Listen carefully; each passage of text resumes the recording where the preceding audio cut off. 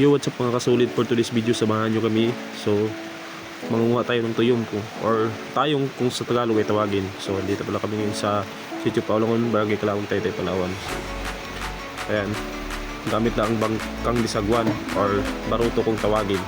So ayan, makita ninyo, napakaganda, no? Napakalinaw ng dagat.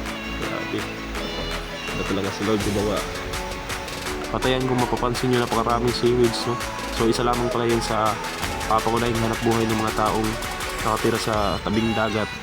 So syempre maliban sa pagsisiwid, pangingisda at iba pa na pwedeng pangkakitaan. So ayan, malapit na pala tayo sa spot na kung saan doon tayo makapagkuha ng mga marami at masarap na mga tuyob. At dito sobrang na-miss ako sa aking nakita.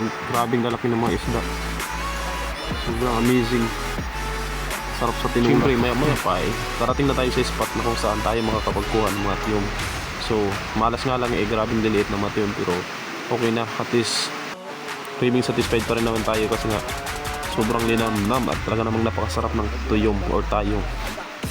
So dito tinali ko na yung baruto para makapagsimula na ako ng pagsisid. So yan, papakita ko sa inyo kung mga mabibilis na galawan ng pagkuha ng mga tuyom, ano.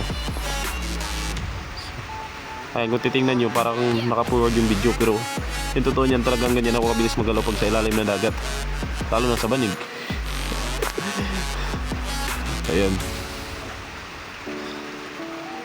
kakaiba yung strategy na ginawa ko kasi wala kaming sibot, kaya yan, ticklish na lang muna. So mas mahirap pala pag ticklish, no? Mas maganda sana pag sibot kasi hindi siya mabigat sa ilalim ng dagat, at saka sa pagtanggal ng mga tinikis mas mabilis yung mabisa. So sa part na ito, siyempre gagayat na tayo ng mga panglamas natin.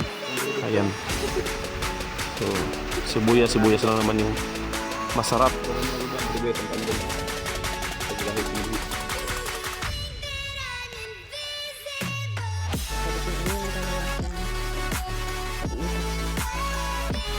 At hanggang dito na lang guys ang walang kwentang video na ito.